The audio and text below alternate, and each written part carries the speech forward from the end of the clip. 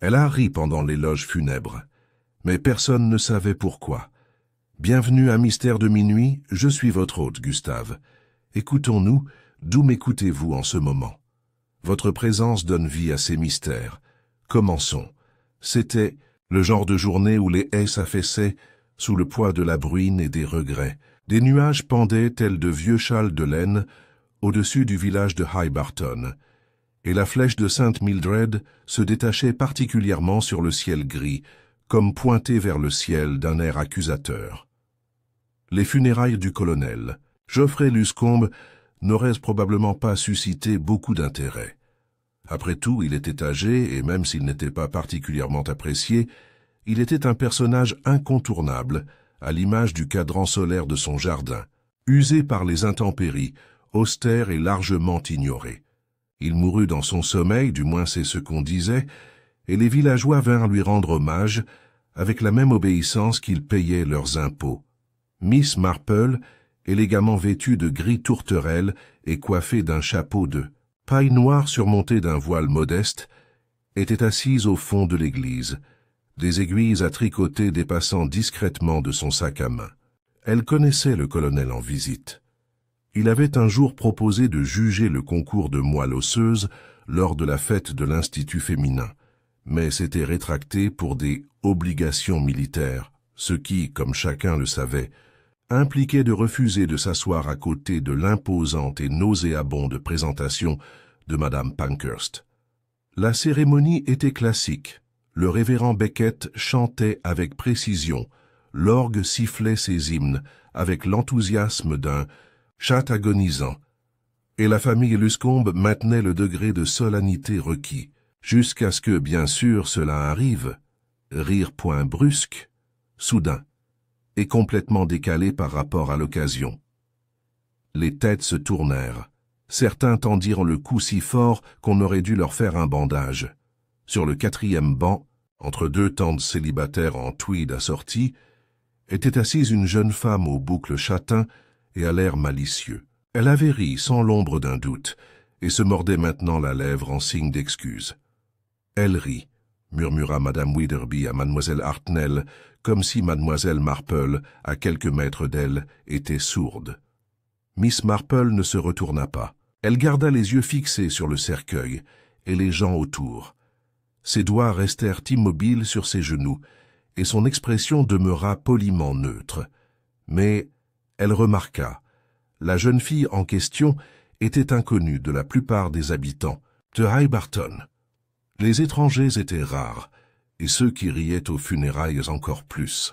Des rumeurs commencèrent à circuler avant même l'enterrement du colonel.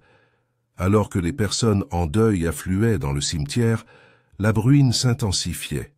Des parapluies noirs poussaient comme des champignons. Des conversations s'élevaient sous leurs pieds. « C'est sa nièce du Devon, apparemment, » dit Madame Witherby, qui prétendait ne jamais colporter de ragots, mais le faisait avec la minutie d'une archiviste expérimentée. Ou peut-être une filleule, ou une sorte de compagne. « Un compagnon ?» répéta Mademoiselle Hartnell en haussant un sourcil comme un signal. « Je répète simplement ce que Madame Dilling a dit au boucher. Elle est arrivée hier, n'est-ce pas? Et elle séjourne au manoir, tout à coup. » Miss Marple ne répondit pas. Elle observa la jeune fille. Elle remarqua l'étincelle d'amusement qui brillait encore dans ses yeux. Elle remarqua comment, lorsque l'avocat du colonel s'approcha d'elle, elle hésita légèrement, un instant, avant de retrouver son indifférence radieuse. La jeune fille ne portait pas de noir, juste une robe bleu marine et un manteau trop léger pour le temps. Elle semblait à l'aise, même entourée de parents en deuil et d'herbes mouillées. Son nom, entendu par bribes, était Megan Hunter. Miss Marple mit ses gants dans son sac à main et se dirigea vers le chemin qui menait au village. Derrière elle, le rire de Megan Hunter résonnait encore, non pas en son, mais en sensation. C'était le mauvais son au mauvais moment, et Miss Marple savait mieux que quiconque quel genre de problème un tel bruit pouvait présager. La bruine s'était calmée lorsque Miss Marple retourna à son cottage, une élégante bâtisse en pierre couleur miel, bordée de rangées soignées de mufliers et de soucis. Elle accrocha son manteau dans le hall, posa ses gants humides sur le radiateur et mit la bouilloire en marche comme si c'était un jeudi ordinaire et qu'elle n'avait rien vu d'inhabituel se produire dans le calme sanctifié de Saint Mildred. Bien sûr, elle savait que les funérailles concernaient autant les vivants que les morts. On pouvait apprendre beaucoup en observant comment les gens vivaient leur deuil, ou non. Et cette fille, Megan Hunter, n'avait pas vécu de deuil du tout. 5h30, le village était bondé. Les nouvelles circulaient vite à High Barton, plus vite en fait que les trains. À l'heure du thé, tous les salons du presbytère à la poste bruissaient de théories sur la jeune fille qui avait ri aux funérailles. « J'ai entendu dire qu'elle était sa fille illégitime », murmura Madame Belling à Mademoiselle Polk au comptoir, de l'épicier en tapotant ses pièces avec une discrétion théâtrale. « Non, non, dit la femme du boucher, il l'a rencontrée en France pendant la guerre, une infirmière apparemment, mais terriblement instable. La pauvre. » Cet après-midi-là, Miss Marple était assise tranquillement dans un coin du salon de thé, persuadée par son amie Dora Fanshawe de prendre une tasse de Darjeeling et un scone. Dora, avec son chapeau grand comme un petit bateau de pêche, et sa voix douce se penchait en avant, l'air conspirateur. « Tu l'as vu, Jane, n'est-ce pas? Ce petit rire rauque, en plein milieu de Abide with me. C'était insolent, c'est tout. » Miss Marple hocha poliment la tête, étalant de la crème caillée avec la délicatesse d'une femme qui savait qu'il était important de ne pas interrompre les ragots naissants. « Elle est très jolie, » ajouta Dora en reniflant. « Le genre de beauté qui vous attire des ennuis. Les jolies filles se retrouvent souvent mal jugées, » murmura Miss Marple, puis elle leva son thé à deux mains. Dora souffla. « Eh bien, elle sera jugée à sa juste valeur, c'est sûr. Et ce n'est pas tout. Le testament du colonel, tu as entendu ?» L'expression de Miss Marple resta poliment vide, même si elle avait effectivement entendu un murmure à la porte, « Ah, du cimetière !» Ils l'ont lu ce matin, ils ont laissé la maison à Megan, tout, meubles, argenterie, provisions, cet horrible vieux portrait dans le salon, tout. Pas un sou à ses neveux, pas même la vieille épée militaire. Cela fit trembler le salon de thé comme une cuillère dans un nid de frelons. Madame Hartnell rougit d'indignation. Madame Vicar, assise à deux tables de là, laissa échapper un doux « Oh là là !» ce qui, dans sa langue, équivalait à un cri. Miss Marple baissa sa tasse. « C'est inhabituel, » dit-elle doucement, « surtout s'il avait des parents vivants. 2 neveux, » s'exclama Dora. « Le major Luscombe du Surrey et l'autre, Edmund, je crois, avocat à Cheltenham. J'ai toujours pensé qu'il obtiendrait la maison. Et pourtant, il l'a laissée à une fille qu'il venait d'amener au village, » murmura Miss Marple. « Exactement, » s'exclama Dora d'un ton radieux. « Toi aussi, tu le vois. » Miss Marple, toujours douce observatrice, sourit faiblement et laissa la conversation dériver vers une discussion sur le mauvais drainage de Lower Mill Lane, mais son esprit resta ailleurs. Ce soir-là, elle écrivit un court mot au révérend Beckett, le remerciant pour la cérémonie solennelle et lui demandant avec la plus grande délicatesse s'il avait eu connaissance d'une relation antérieure entre le colonel et mademoiselle Megan Hunter. C'était une approche douce, de celles qui ne font jamais de mal. La réponse arriva le lendemain matin, remise en main propre. Le révérend s'excusa abondamment, bien sûr, mais il savait très peu de choses sur la jeune fille. Le colonel l'avait contacté une semaine plus tôt pour lui proposer une chambre à l'auberge et avait seulement mentionné qu'elle était une sorte de pupille et tout à fait respectable. Une récompense. Respectable. Miss Marple se surprit à remettre en question ces 2 affirmations. Samedi, le colonel fut officiellement enterré dans le caveau familial et Megan Hunter était de nouveau présente. Cette fois, elle portait un manteau noir certes emprunté, mais légèrement trop grand pour ses épaules étroites. Elle gardait les yeux baissés et ne rit pas une seule fois. Le village la regardait avec cette attention captivée habituellement réservée aux artistes de scène ou aux évadés de prison. Miss Marple se tenait légèrement en retrait de la pierre tombale de feu Madame Cardew, un point de vue idéal lui permettant d'observer sans être vue. De là, elle pouvait voir le major Luscombe, figé au bord de la tombe, la moustache hérissée d'indignation. Edmund, le neveu avocat, se tenait à l'écart, les yeux plissés et calculateurs. Aucun d'eux ne salua Mégane, mais quelqu'un d'autre l'a fait. Après que le petit groupe eut commencé à se disperser, un jeune homme s'approcha d'elle, un visage sombre, intense, peut-être la fin de la vingtaine. Il parla doucement, avec urgence. Mégane tressaillit légèrement, puis rit de nouveau. Un rire différent cette fois, non pas d'amusement, mais d'irritation ou de défi. Miss Marple pencha la tête. Ils n'échangèrent pas de poignées de main. L'homme semblait agité.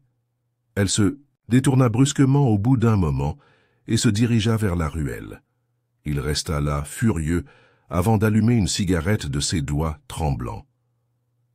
Ce soir-là, Miss Marple prit des notes. Rien de trop osé, juste un compte rendu de ses impressions. Fille, Mégane Hunter, sûre d'elle, peut-être manipulatrice, riante, pas nerveuse, intentionnelle. Elle connaît son effet, la mort du colonel, paisible selon le docteur Brent. Mais la mort a précédé un changement soudain de volonté, un timing étrange, héritier, inattendu, non désiré. Aucune mention de tutelle à long terme. Homme inconnu, fin de la vingtaine, échange tendu. J'ai besoin d'en savoir plus. Le dimanche après-midi, les premiers signes d'un malaise plus profond commencèrent à se manifester. On entendit Madame Luscombe, l'épouse du major, se demander à haute voix si le testament avait été modifié sous la contrainte.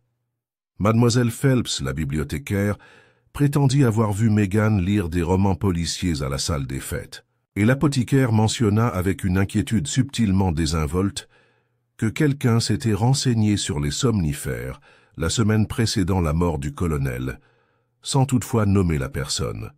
Cet après-midi-là, Miss Marple prit son temps pour explorer le village. Elle s'arrêta chez le marchand de légumes, échangea quelques plaisanteries à la poste et s'arrêta pour nourrir les canards au petit étang derrière le presbytère. Elle disait toujours qu'on voyait mieux sans regarder directement. Elle passa tranquillement devant le manoir, juste au moment où Mégane Hunter émergeait sur le chemin de gravier, son manteau serré contre le vent. Elle semblait distraite, faillit heurter Miss Marple et sursauta. « Oh, je ne t'avais pas vue. Je suis désolé. »« Ça tout à fait, ma chère, » dit Miss Marple d'un ton aimable. « Quel temps épouvantable pour une promenade, n'est-ce pas ?»« J'avais besoin d'air, » dit Mégane doucement, mais son regard se détourna.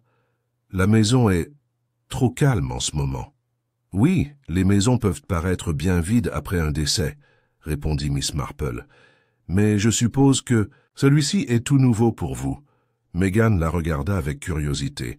« Je suppose que oui.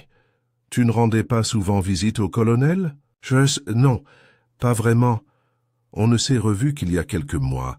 Il a dit qu'il me voulait du bien. »« Quelle chance !»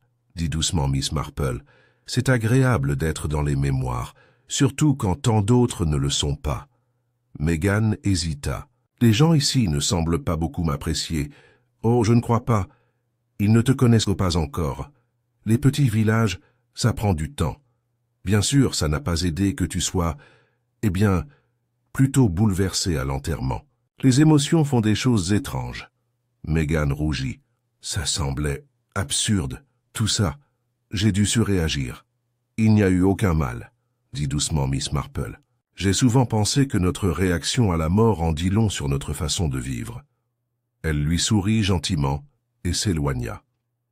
Derrière elle, Mégane Hunter l'observa quelques secondes, puis se retourna et marcha d'un pas rapide vers la maison. Le lendemain matin, le téléphone du cottage de Miss Marple sonna peu après 8 heures. C'était Dora Fanshawe, la voix tremblante. « Jane, Jane, tu n'en croiras pas tes yeux. Cette fille, Mégane Hunter, a disparu. Disparu dans la nuit. Elle a laissé ses affaires, sa valise et même les papiers d'héritage. Elle s'est levée et a disparu. » Miss Marple resta assise, très immobile, le combiné à l'oreille, l'autre main posée sur son carnet. Disparu, ou peut-être... A-t-il été obligé de disparaître? Elle se leva, calme et sereine, et ramassa son manteau. High Barton venait de perdre son nouveau résident, et Miss Marple venait de gagner un mystère. Miss Marple arriva au manoir peu après 8h30, la brume s'accrochant encore aux haies et le gravier de l'allée humide de rosée matinale. Une lumière était allumée dans le salon, et la lourde porte en chêne était entr'ouverte, comme si la maison elle-même hésitait encore. Elle fut accueillie à la porte par Madame Selby, la gouvernante, une femme aux lèvres pincées, perpétuellement anxieuse, coiffée d'une casquette trop grande pour sa petite tête. Ses mains se tordaient dans son tablier, et son regard se perdait par-dessus l'épaule de Miss Marple, comme si elle attendait des réponses derrière elle. « Elle est partie, Miss Marple, » murmura-t-elle, avant même de la saluer. Disparue, dans la nuit. Pas un mot, pas un bruit, rien. Miss Marple hocha doucement la tête et entra. « Alors ne tirons pas de conclusions hâtives, Madame Selby.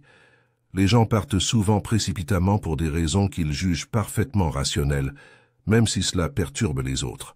Le couloir sentait la cire d'abeille, et les fleurs fanées.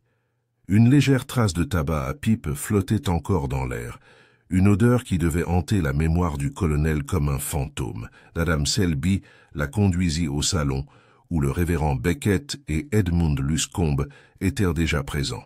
Edmund se tenait raide devant l'âtre froid, les bras croisés et la mâchoire serrée. Le révérend Beckett, toujours perplexe, leva les yeux avec un soulagement évident à l'entrée de Miss Marple. « Ah, Miss Marple, Dieu merci, je disais justement à Monsieur Luscombe qu'il n'y avait pas lieu de paniquer. Les jeunes femmes sont volages par nature. » Edmund renifla.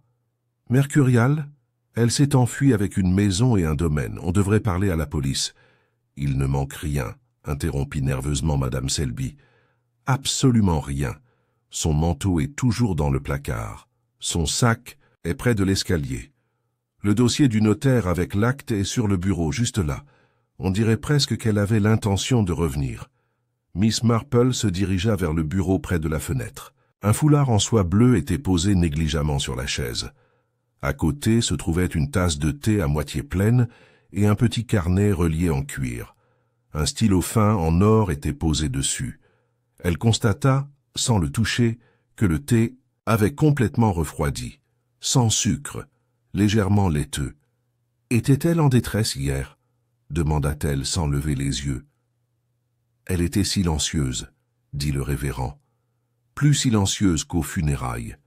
Je lui ai demandé si elle voulait bien dire un mot, mais elle m'a répondu qu'elle avait mal à la tête et qu'elle préférait se reposer. » Edmund rit doucement. « Mal de tête. Elle s'apprête probablement à partir. »« Elle n'a rien pris, Monsieur Luscombe, » dit doucement Miss Marple. « Si elle avait l'intention de disparaître, pourquoi laisser son sac à main, son manteau, et même son testament ? À moins qu'elle n'ait l'intention de revenir, » ajouta le révérend. « Peut-être est-elle partie rencontrer quelqu'un. Peut-être que cet homme de vendredi sait quelque chose. » Miss Marple se tourna légèrement. « Avez-vous vu le jeune homme ?» Beckett hocha la tête. Depuis la fenêtre de la sacristie. Grand, costume sombre. Il semblait bouleversé. Madame Selby hocha la tête à son tour. « Il est déjà venu ici une fois, jeudi soir. Ils ont discuté dans le jardin. Pas vraiment en criant, mais elle n'avait pas l'air contente, mademoiselle. Plutôt en colère. Sa voix était sèche. As-tu entendu ce qui a été dit ? Juste un peu. J'époussetais le palier, fenêtre ouverte. Elle a dit quelque chose comme « Tu n'aurais pas dû venir ici ». Et il a répondu « Tu avais promis » ou quelque chose comme ça. Elle pleurait en rentrant, mais elle n'a rien dit. Miss Marple absorba ces mots en silence, puis retourna dans la pièce.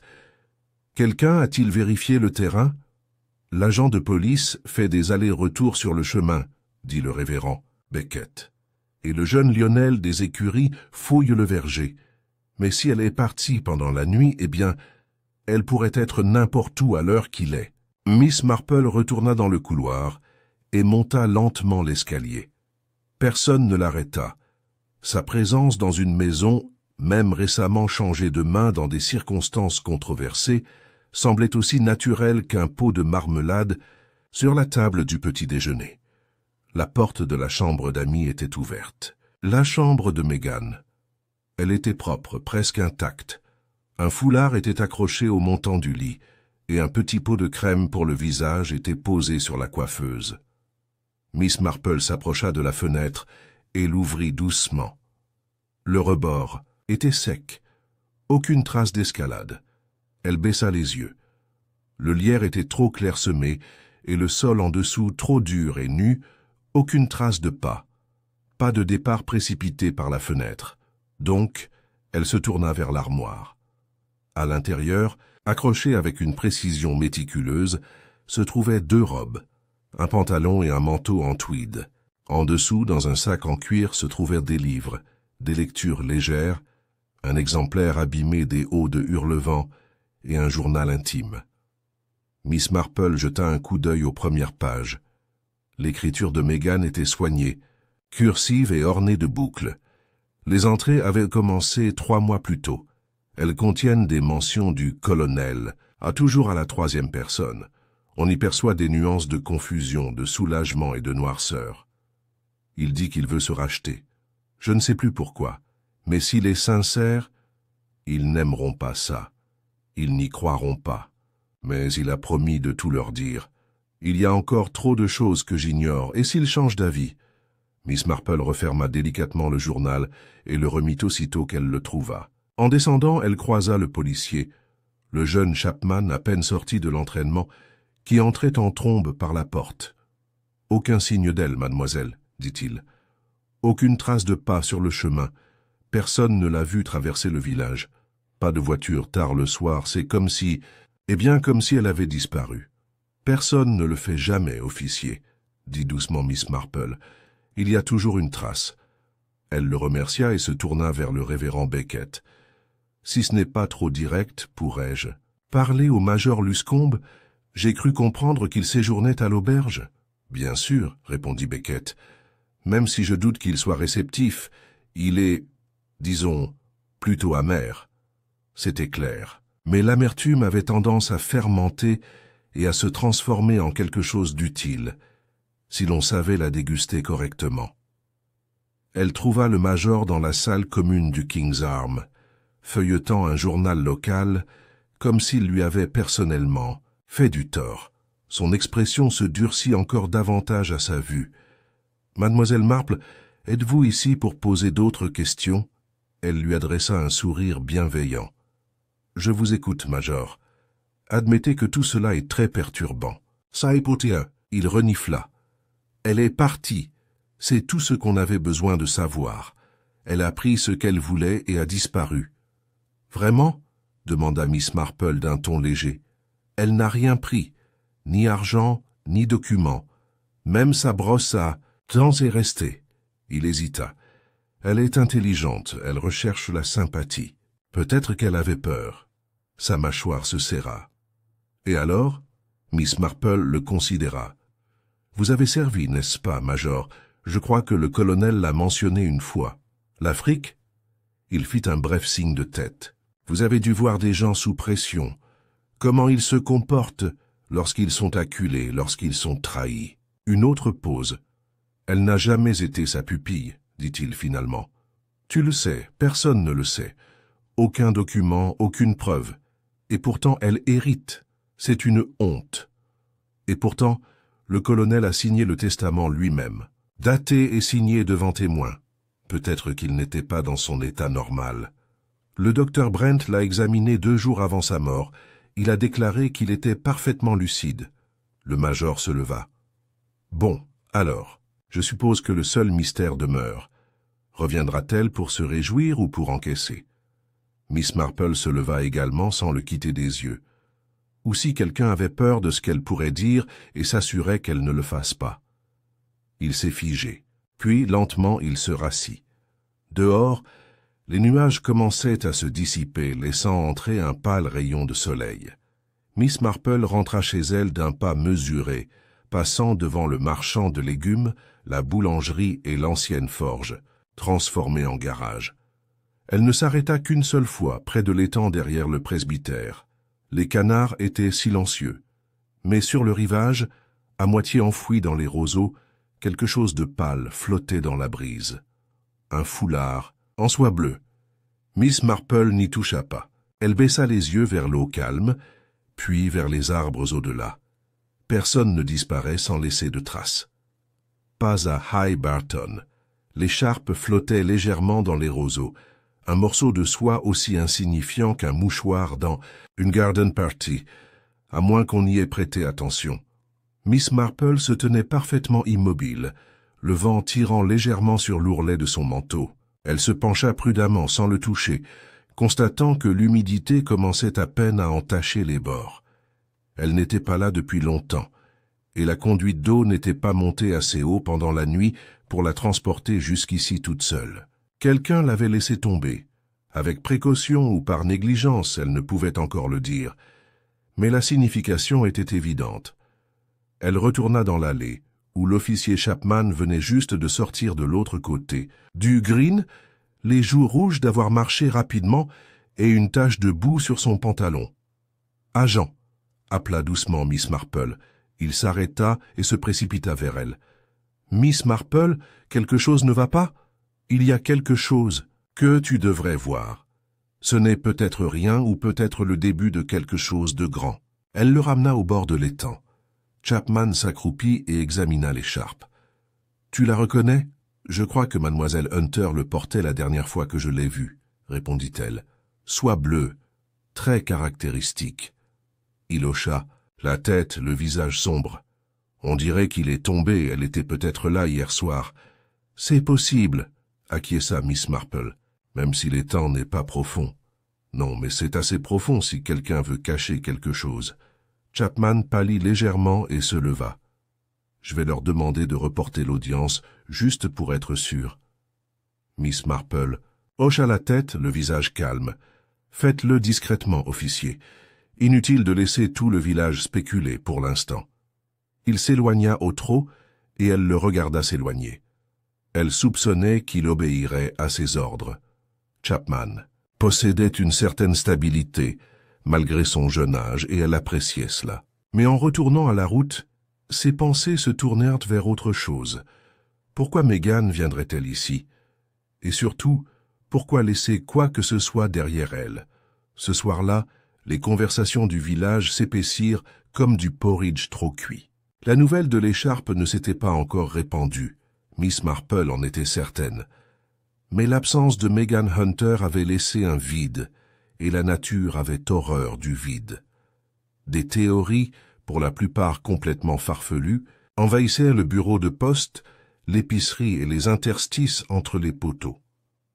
Mademoiselle Hartnell prétendit avoir aperçu un taxi dans le village vers minuit, mais ne se souvenait plus d'où il venait. Madame Witherby suggéra une fugue avec l'homme mystérieux qui lui avait rendu visite. Dora Fanshawe, convaincue que toute femme atypique était une femme fatale, suggéra un empoisonnement et un faux testament, peut-être avec espionnage en prime. Miss Marple parlait très peu, mais elle regardait toujours. Elle rendit discrètement visite au médecin le lendemain matin. Le docteur Brent, un homme grand et laconique, toujours essoufflé, lui fit un signe de tête. « Je ne te demanderai pas comment tu savais que je serais là, » dit-il en lui faisant signe d'entrer. « Je suppose que les bons médecins se lèvent toujours. »« Toé garde leur dossier à portée de main, » répondit Miss Marple avec un sourire agréable. Elle s'assit tranquillement en face de lui, les mains jointes, et laissa tomber un petit silence. « Vous êtes venu pour le colonel, » dit finalement le docteur Brent. « Ou pour la fille. »« Les deux d'une certaine manière, » répondit-elle. « Avez-vous vu le colonel peu avant sa mort ?»« La veille, » confirma-t-il. « Bilan de santé, légère congestion, mais rien d'alarmant. Son cœur était en assez bon état pour un homme de son âge. Était-il anxieux? Distrait? » Brent réfléchit. « Pas plus que d'habitude. Il a mentionné qu'il modifiait son testament. Il m'a demandé si j'étais prêt à être témoin. J'ai refusé. Conflit d'intérêts, mais il n'a pas semblé confus, si c'est bien ce que vous demandez.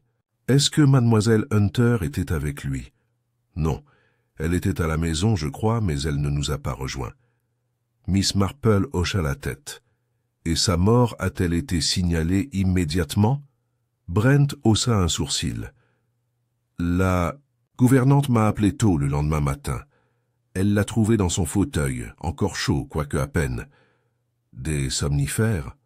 Aucun médicament prescrit, aucun visible sur place, mais il a gardé son propre bar. Miss Marple se leva. Merci, docteur. Une dernière chose. Avez-vous déjà soigné Miss Hunter? Il fronça les sourcils. Une fois, pour une légère brûlure, un accident de bouilloire, je crois. Il y a une semaine, je lui ai donné un baume. Est-ce qu'elle a dit « Comment c'est arrivé ?» Il hésita. Elle a dit qu'elle avait renversé de l'eau, mais sa peau était à vif. C'était boursouflé. On aurait dit qu'elle avait touché quelque chose de plus chaud. De l'huile, peut-être. L'esprit de Miss Marple s'agitait silencieusement, comme des aiguilles à tricoter cliquetant dans une main experte. L'écharpe, la dispute dans le jardin, le journal, le changement soudain d'héritage, la jeune fille pleurant à l'ombre d'une vieille maison, tous les fils, encore démêlés, mais des fils quand même. Elle quitta le bureau et retourna au manoir. Madame Selby la laissa entrer, les lèvres pincées, visiblement lasse. La pauvre femme avait vieilli d'1 an en 2 jours. Elle n'est pas revenue, dit la gouvernante avant que Miss Marple ne puisse demander. Je ne m'attendais pas à ce qu'elle le fasse, répondit doucement Miss Marple. Je me demandais si je reverrais sa chambre. Madame Selby hocha la tête et la conduisit à l'étage. Je l'ai laissée intacte. Cette fois, Miss Marple ne regarda ni les vêtements ni les livres, mais les tiroirs. L'un d'eux, le deuxième, en partant du bas, était entrouvert. Elle le tira doucement et découvrit un paquet de photographies attachées ensemble avec une ficelle. Rien de scandaleux mais inhabituel. Une photo d'école légèrement défraîchie, une photo de plage avec un bras d'homme coupé par le bord du cadre et une petite photo de Meghan, très jeune, avec une femme qui aurait pu être sa mère.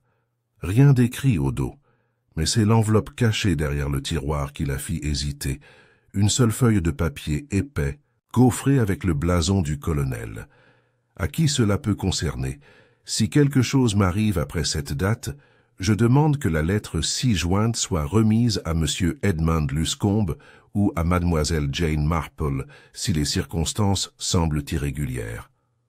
Aucune lettre n'était jointe, seulement le mot.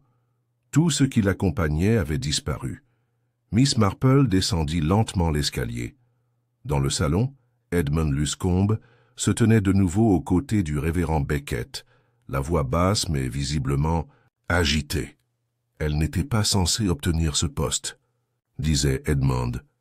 Il a dû subir des pressions ou... Miss Marple intervint. Monsieur Luscombe, voulez-vous m'accompagner au commissariat? Il cligna des yeux. Pardon?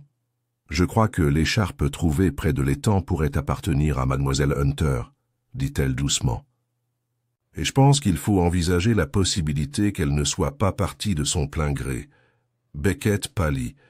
Tu crois qu'elle était... Miss Marple n'a pas prononcé ce mot. Elle n'en avait pas besoin. Edmund semblait désemparé, sa confiance s'effritant. S'il lui arrivait quelque chose, alors il faut agir vite, dit-elle. Le temps n'est jamais tendre avec la vérité, monsieur Luscombe, à moins que nous ne la fassions progresser. Il déglutit difficilement et hocha la tête. Ils partirent ensemble, pénétrant dans le calme matinal. L'air semblait plus lourd, chargé non pas de brouillard, mais de quelque chose de plus sombre. Miss Marple savait que le village retenait son souffle, et elle savait par expérience que quelqu'un était sur le point d'expirer dans la mauvaise direction. Le chemin jusqu'à... La gare fut rapide et presque silencieux. Edmund Luscombe, d'ordinaire si poli, semblait calme. Ses mouvements étaient saccadés, son regard changeant fréquemment. Miss Marple, en revanche, était calme, la démarche mesurée, ses mains gantées soigneusement serrées autour de son sac à main.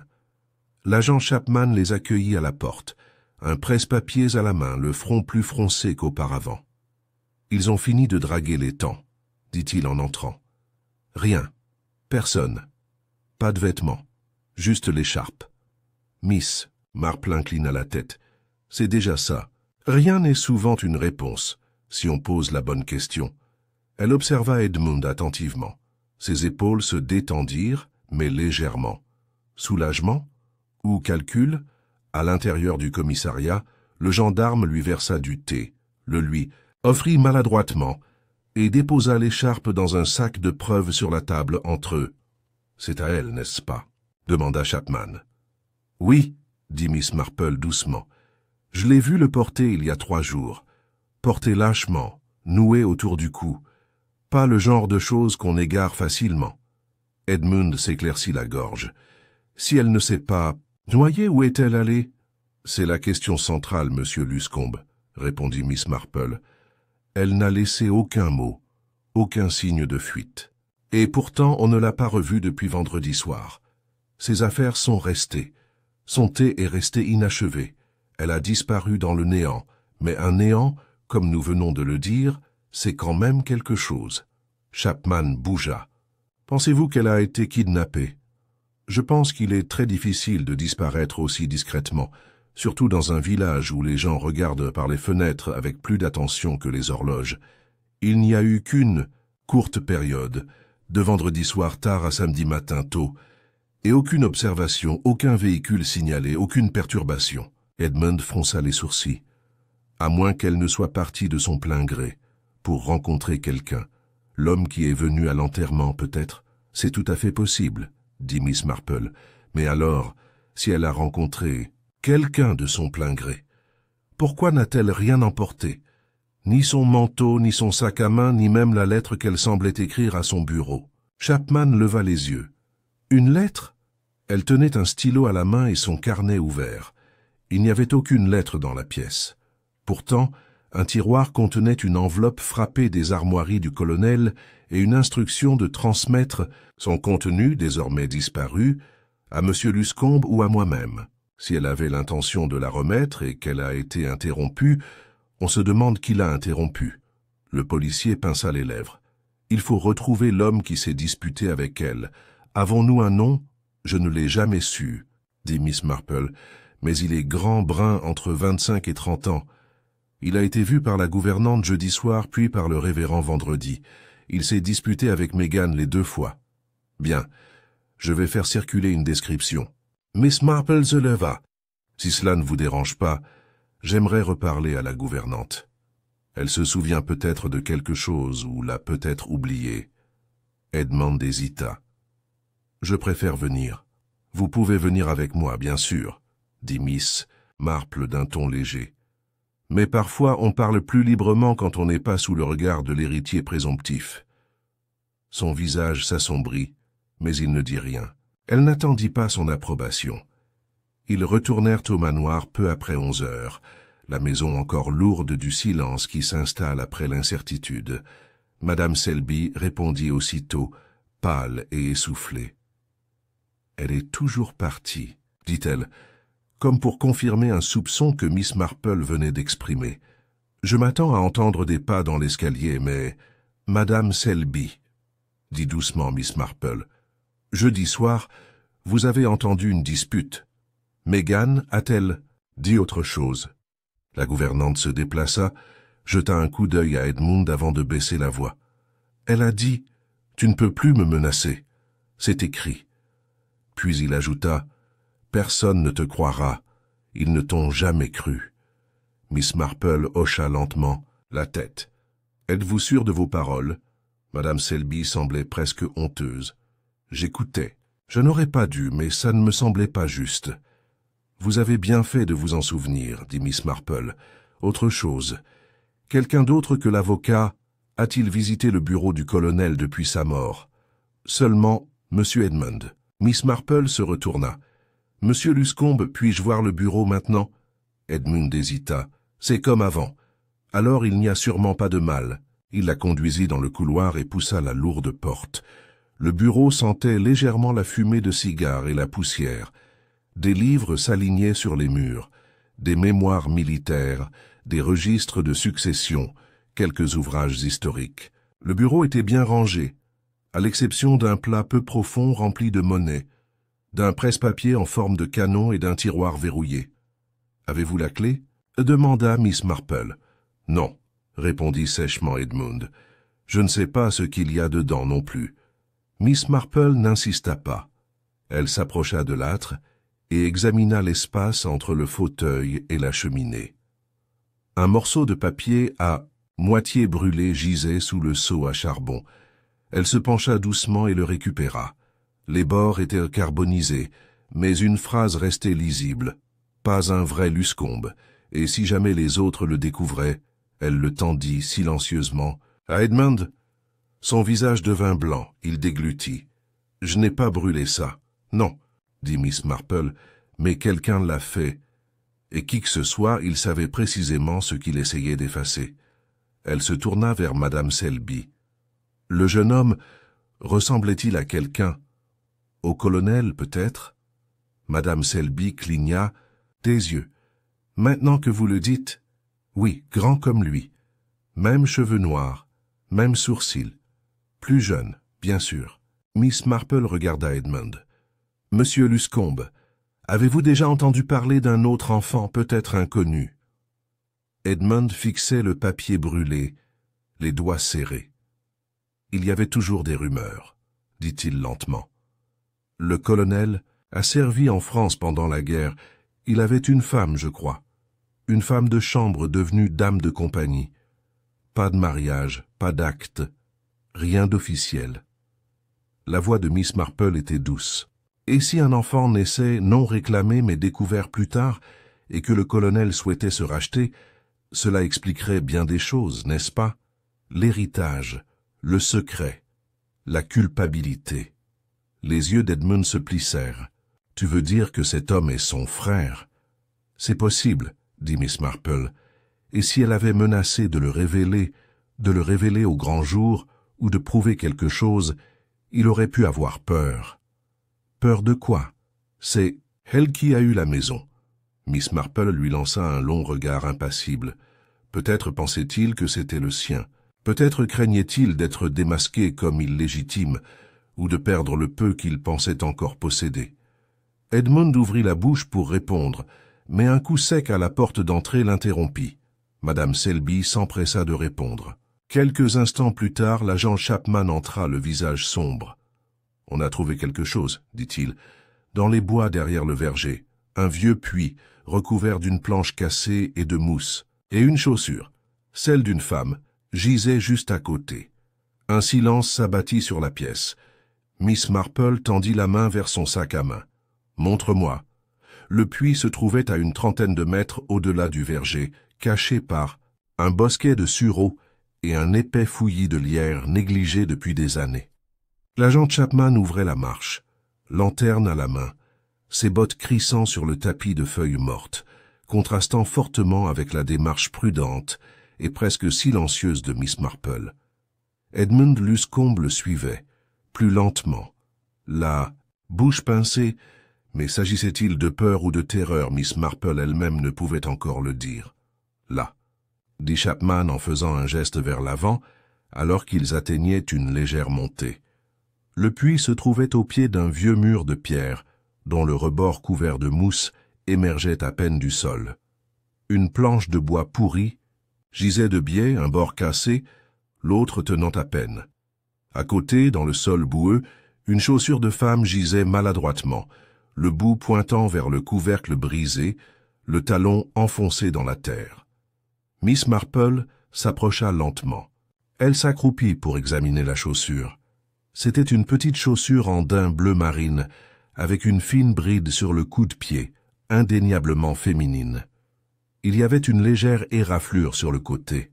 « Je crois que c'est celui de Megan, » dit-elle doucement. « Je l'ai remarqué pendant les funérailles. Il était assorti à son manteau. » Chapman hocha la tête d'un air sombre. « Nous n'avons pas perturbé le site. Le puits est trop profond pour en voir le fond, mais j'ai demandé des cordes et une échelle à la station. Nous pourrons l'examiner correctement d'ici 1 heure. » Edmund fit un demi-pas en avant, puis s'arrêta net, les yeux fixés sur la chaussure. « Si c'est là-dessous... » Miss Marple ne répondit pas. Elle regarda au-delà du puits, scrutant les sous-bois. Le sol était meuble sous la bruine du week-end, et bien que le temps l'ait usé de manière irrégulière, il portait encore de subtiles empreintes. Une brindille cassée ici, une empreinte de pas là. Peut-être qu'elle s'est enfuie, murmura-t-elle. Ou peut-être qu'elle a été poursuivie. Chapman fronça les sourcils. Tu penses que ce n'était pas un accident? Il est rare que les gens tombent dans un puits par erreur, dit doucement Miss Marple. Surtout, pas les jeunes femmes à l'œil vif et aux pieds sûrs, et certainement pas avec des chaussures comme celle-là. Elle est venue ici pour une raison, ou du moins elle a été amenée ici. Elle se leva lentement, repoussant une feuille de son manteau. « Agent, puis-je vous poser une question délicate ?»« Bien sûr. À l'arrivée de l'équipe de récupération, assurez-vous que quelqu'un examine les alentours du puits avant de s'en approcher. Toute perturbation pourrait effacer les quelques traces restantes. » Chapman hocha respectueusement la tête. « Je m'en assurerai. » Ils retournèrent au manoir en silence. Madame Selby les accueillit à la porte, blanche comme le lait. « Tu l'as trouvé ?»« On ne sait pas encore, » répondit Miss Marple. « L'agent Chapman a des hommes en route. Pour l'instant, on ne peut qu'attendre. » Edmund se servit un verre dans le bureau, la main légèrement tremblante. Miss Marple resta debout. « Tu ne savais pas pour le puits, » dit-elle doucement. « Non, je n'ai jamais mis les pieds au-delà du verger. Pourquoi le ferais-je » Elle étudia son visage. « Et pourtant, Megan aurait pu. Elle marchait souvent. Je l'ai vue sortir des arbres 1 ou 2 fois. Seule? Je pense que oui. » Le regard de Miss Marple parcourut lentement le bureau, s'arrêtant sur une photo encadrée du colonel en uniforme. Si elle trouvait quelque chose, un document, une vérité, quelque chose qu'il aurait laissé derrière lui en cas de décès, cela expliquerait bien des choses. Pourquoi elle en a hérité? Pourquoi quelqu'un pourrait vouloir la réduire? Au silence avant qu'elle ne le partage. Le visage d'Edmund s'assombrit. « Tu crois qu'elle faisait chanter quelqu'un? »« Non, » répondit simplement Miss Marple. « Je pense qu'elle voulait qu'on la croie. C'est une autre histoire. » Les heures passèrent dans la solennité constante des cloches de l'église. Un peu plus de 5 heures plus tard, Chapman revint. Son expression en dit long avant même qu'il ne prenne la parole. « Il y a un corps, » dit-il, « à environ 6, 1 mètre de profondeur. Une femme, blonde, encore en robe. » Miss Marple ferma les yeux un instant, non pas sous le choc, mais sous le chagrin. C'était le chagrin sourd et ancien de celle qui avait vu trop de jeunes vies volées par les secrets, la vanité et la peur. « Il va falloir la récupérer correctement, » continua Chapman, « mais il ne fait aucun doute qu'il s'agit de Miss Hunter. » Madame Selby fondit en larmes dans la pièce voisine, et Edmund s'affaissa sur la chaise la plus proche, enfouissant son visage dans ses mains. « J'aurais dû... » commença-t-il, mais il n'en dit pas plus. Miss Marple ne le réconforta pas. Elle sortit et se tint sous les branches du vieux chêne près du portail du jardin, le souffle légèrement embué par la fraîcheur du soir. Son esprit s'agitait lentement, régulièrement et sans sentimentalité. Maintenant que la jeune fille avait été retrouvée, le mystère s'épaississait au lieu de s'atténuer. Megan ne s'était pas enfuie. Elle n'était pas tombée. Elle était morte ici, à High Barton, et quelqu'un savait précisément comment. Et pourquoi? Les funérailles avaient marqué le début, l'héritage, le catalyseur. Mais l'acte final restait à jouer. Le lendemain matin, la nouvelle de la mort de Megan s'était déjà répandue. Des murmures couraient dans le village comme des lapins sauvages. Certains parlaient de scandale, d'autres de folie. Quelques-uns se demandaient à voix haute si Edmund Luscombe allait maintenant reprendre possession du manoir, légalement ou non. Miss Marple a décliné les invitations à spéculer, alors elle est allée consulter son avocat. M.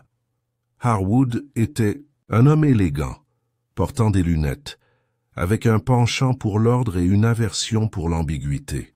Il la salua d'un froncement de sourcils respectueux et la fit entrer dans un bureau bien rangé, garni de chemises en lin vert et rythmé par le tic-tac des horloges. « Je pensais que tu viendrais, » dit-il. « C'est tragique. »« Oui, » répondit Miss Marple. « J'ai cru comprendre que le colonel vous avait confié plusieurs documents. Y a-t-il eu des changements récents ?» Harwood sortit un dossier du placard derrière lui. « Le testament a été modifié 6 jours avant sa mort. Je l'ai rédigé moi-même. Il était ferme, voire insistant. Il disait avoir des torts à réparer. Il n'a pas expliqué la nature de ces torts? Non, juste que mademoiselle Hunter hériterait de tout. Maison, argent, titre. Il a parlé de lignée. Le sang dit, a-t-il dit d'une voix plutôt énigmatique. J'ai supposé qu'il voulait dire qu'elle était de la famille. Auriez-vous par hasard une copie de sa carte d'identité? Harwood hocha la tête. Un certificat de naissance, oui. Je l'ai pris lors du dépôt de la demande. Il est dans mon dossier. Il ouvrit le dossier et passa le certificat sur le bureau. Mademoiselle Marple le lut attentivement. Megan Elizabeth Hunter, née en 1930. Mère, Helen Hunter. Père, nom répertorié, pas de nom de père. Miss Marple tapota pensivement le bord. Quelqu'un a-t-il déjà remis en question son authenticité? Personne pour l'instant, répondit Harwood. Soupçonnez-vous une contrefaçon? Non, répondit Miss Marple. Je soupçonne la vérité. Mais toutes les vérités ne sont pas de notoriété publique. Elle le remercia et partit, son esprit se rapprochant de l'ombre qui s'accrochait au pas de Megan depuis son arrivée à High Barton. Une fille trop sûre d'elle, trop instruite. Une fille qui riait à un enterrement parce qu'elle avait déjà pressenti le piège qui l'entourait. Miss Marple longea le chemin du village et s'arrêta au presbytère. Le révérend Beckett la reçut dans son bureau, le visage pâle et tiré. « Elle est morte, n'est-ce pas ?» demanda-t-il. « Oui. » Il s'assit lourdement. « Elle est venue me voir la veille des funérailles. Elle m'a demandé conseil. » Quel genre de conseil? Elle voulait savoir s'il était mal d'accepter quelque chose qu'elle n'avait pas demandé, si accepter un cadeau la rendait responsable de tout ce qui l'accompagnait. Elle disait avoir l'impression de se mettre à la place de quelqu'un d'autre.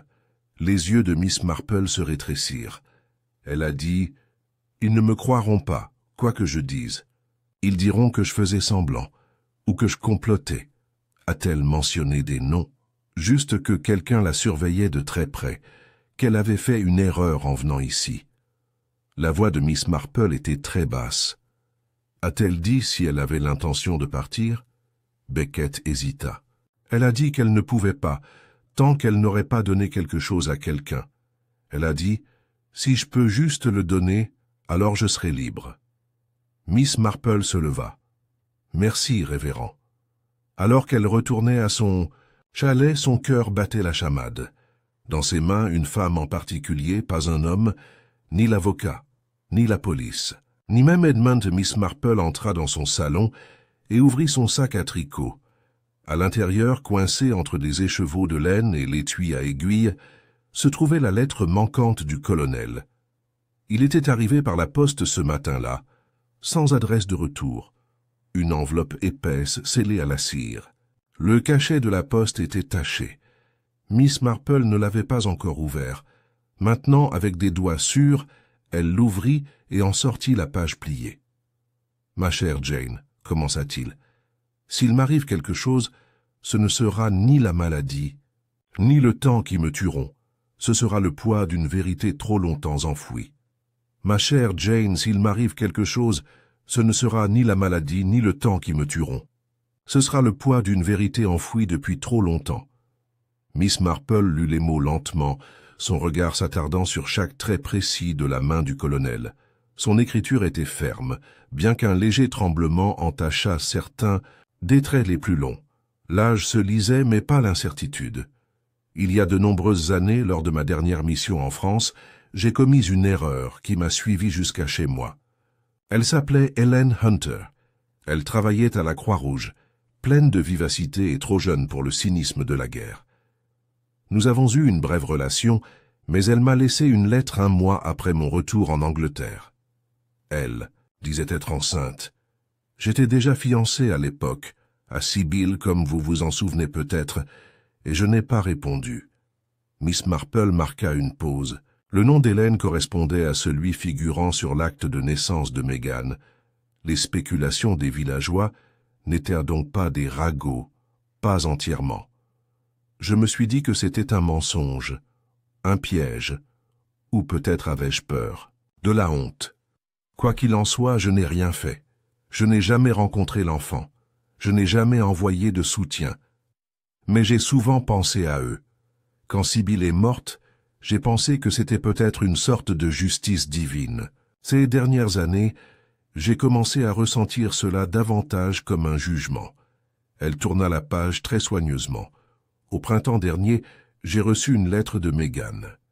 Elle m'annonçait qu'Hélène était décédée et qu'elle avait trouvé mon nom parmi les affaires de sa mère. Elle disait ne pas vouloir d'argent, seulement la vérité. Je l'ai rencontrée à Londres. Elle me rappelait Hélène d'une manière presque douloureuse. J'ai fait mes recherches. J'ai été minutieux. Il n'y a pas eu de tromperie. Elle était, à moi Jane, j'en suis certain maintenant, et j'ai décidé de faire la seule chose possible, lui donner mon nom et ma maison. Miss Marple laissa la lettre reposer sur ses genoux. Elle s'assit près de la fenêtre, le soleil couchant caressant la moquette à motifs. Dehors, dans la rue, un chariot de lait passa en cliquetant. Mais son esprit resta fixé sur l'homme qui avait écrit ces mots et la jeune fille qui avait tenté de les porter à la lumière. Elle a continué à lire. Je sais qu'Edmund et Maurice ne verront pas ce changement d'un bon œil. Leurs femmes non plus. Je ne m'attends pas à de la compréhension.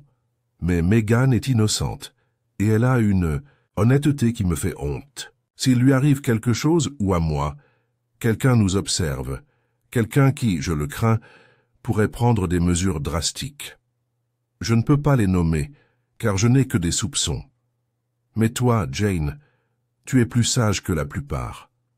Tu vois ce que les autres ne voient pas. J'espère que tu sauras quoi faire si les choses tournent mal. Il n'y avait pas de signature. Juste l'initiale. Miss Marple plia soigneusement la lettre et la remit dans son enveloppe. Elle la garda un instant, comme si elle ressentait une chaleur qui avait depuis longtemps quitté le papier. Puis elle se leva, mit son chapeau et traversa le village en direction du commissariat. L'agent Chapman était derrière son bureau, écrivant dans un journal de bord. Il se leva lorsqu'elle entra. « J'ai besoin que tu lises quelque chose », dit simplement Miss Marple, et elle lui tendit l'enveloppe. Il lut en silence. Lorsqu'il releva les yeux, ses joues avaient légèrement pâli. « C'est donc vrai. C'était sa fille. »« Oui, » répondit Miss Marple, et il le savait, et il avait l'intention de réparer les dégâts. Chapman se passa la main dans les cheveux. Ça veut dire que si quelqu'un risquait de perdre son héritage, il avait un motif pour la destituer, avant que le testament ne prenne pleinement effet, conclut mademoiselle Marple. Surtout s'il craignait que la vérité éclate et que leur propre réputation soit ternie. Chapman hocha la tête. « Edmund » Miss Marple secoua doucement la tête. « Pas Edmund. Sa colère était réelle, certes, mais je crois qu'elle était motivée par l'orgueil, pas par le calcul. Je l'ai observé. Il est violent, mais il ne se cache pas. Non, agent, il nous fallait quelqu'un de patient, quelqu'un ayant accès à la maison, quelqu'un proche du colonel et de Meghan, capable de se déplacer dans la maison sans être interrogé. Chapman cligna des yeux. « Vous ne dites pas « Madame Selby » ? Elle a tout entendu, dit Miss Marple. Elle connaissait l'emploi du temps du colonel. Elle connaissait les habitudes de Meghan. Et elle avait de bonnes raisons.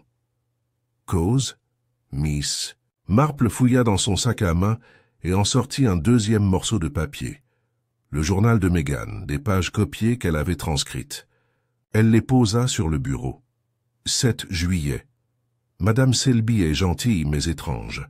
Elle m'observe quand elle croit que je ne la remarque pas. Je l'ai surprise une fois dans le bureau, tenant la photo du colonel. Son visage était étrange, mélancolique et colérique à la fois. 21 juillet. Je lui ai demandé si elle travaillait ici depuis longtemps. Elle m'a répondu qu'elle avait servi la défunte épouse du colonel et qu'elle y était restée. Elle a ajouté que la maison n'avait plus jamais été la même depuis 3 août, je crois qu'elle sait. À mon sujet, ou du moins elle le soupçonne. Elle est froide depuis qu'elle a entendu un de mes appels. Je ne pense pas qu'elle approuve ma présence ici. Chapman lut en silence. Puis il leva les yeux. Tu crois qu'elle... Quoi? Détestait. Megan? Par loyauté envers la femme du colonel? Aucune loyauté, dit Miss Marple. De la jalousie, du regret, peut-être même du chagrin. Pensez-y, constable. Une femme qui a consacré sa vie à cette maison, qui a préservé ses coutumes, son souvenir. Et voilà qu'une jeune fille apparaît. Une jeune fille qui a des droits non seulement sur la maison, mais aussi sur l'homme qui lui a donné un sens. Une jeune fille née d'une liaison, un rappel de tout ce que la gouvernante ne pourrait jamais être. Chapman déglutit. Tu crois qu'elle voulait la tuer? Je pense qu'elle voulait lui faire peur, la faire fuir. Je pense que Megan est allée au puits pour rencontrer quelqu'un, peut-être suite à un mot ou une demande anonyme. Je pense que Madame Selby l'a suivie. Et quand la confrontation a tourné, il s'est passé quelque chose. Une bousculade, un accident, ou quelque chose qui s'en rapproche. Chapman hocha lentement la tête. Je vais la faire entrer. Non, dit Miss Marple.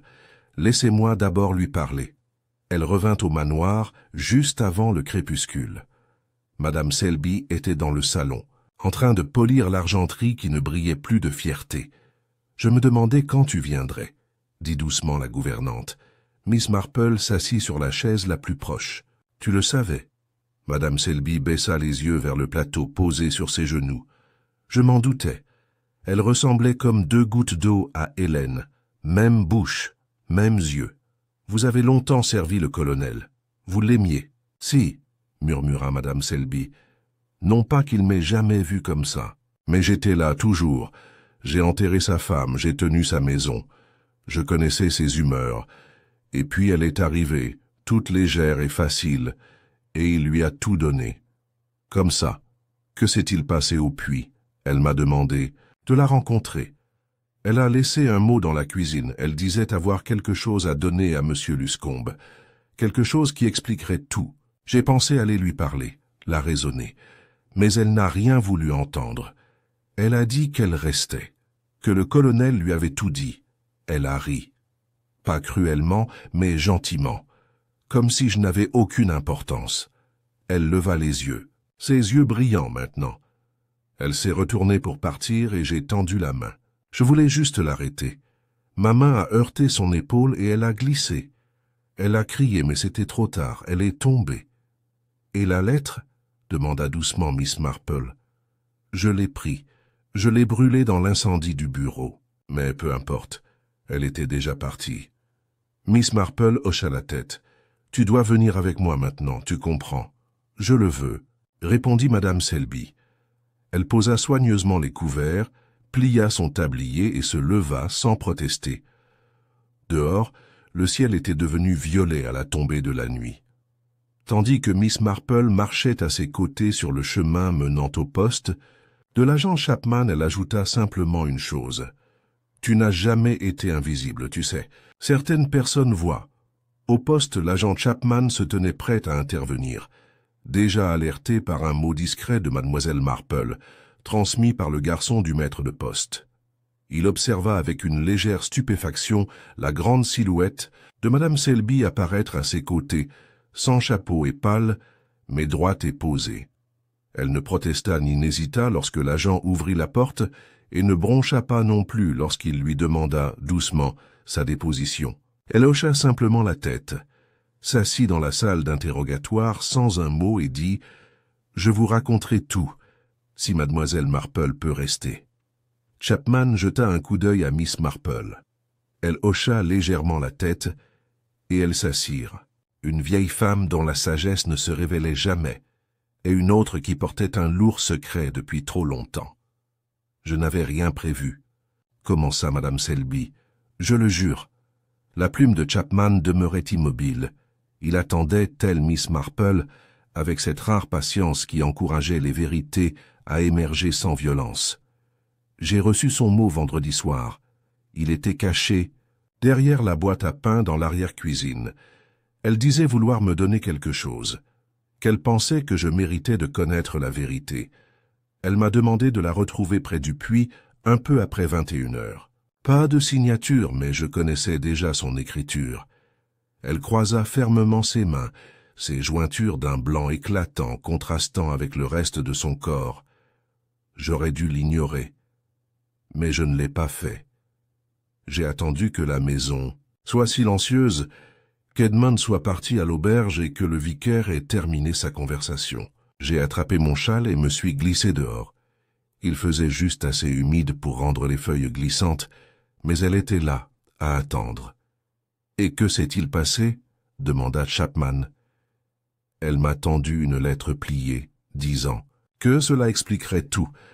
Elle m'a dit qu'elle ne voulait pas de pitié, juste la paix. Mais j'avais perdu la raison à ce moment-là. Je tremblais. Je lui ai dit qu'elle n'avait aucun droit. Aucun droit sur la maison, aucun droit sur le nom du colonel, aucun droit d'intervenir comme si aucun de nous ne comptait. Elle n'a pas protesté. Elle m'a juste regardé. Puis elle a dit « Il m'a donné ce qu'il ne t'a jamais donné, n'est-ce pas ?» La voix de Madame Selby se brisa alors, comme si les mots avaient encore le pouvoir de la blesser. Je me suis perdu. Je l'ai tendu la main, je voulais l'empêcher d'en dire plus, juste pour qu'elle comprenne, mais elle a reculé et la planche a cédé. Elle est tombée. « Tu n'as pas essayé de l'aider ?» demanda doucement Chapman. J'ai baissé les yeux. Je l'ai appelée. Pas de réponse, pas un bruit. J'ai paniqué. J'ai brûlé la lettre dans le bureau. Je me suis dit que si personne ne savait, si personne ne se doutait, ce serait comme si elle n'était jamais arrivée. Miss Marple prit alors la parole, d'une voix douce mais assurée. Mais quelqu'un le savait. Quelqu'un sait toujours. Pas en fait peut-être, mais en sentiment. Ce genre de chagrin persiste. Madame Selby leva les yeux vers elle, des larmes coulant enfin sur ses joues, silencieuses et amères. Elle me faisait penser à Hélène, murmura-t-elle. Toute cette jeunesse, toutes ces promesses, et elle est arrivée comme si tout l'attendait. Je n'étais pas prête, je ne l'ai jamais été. Chapman se leva lentement. Merci pour votre honnêteté, Madame Selby.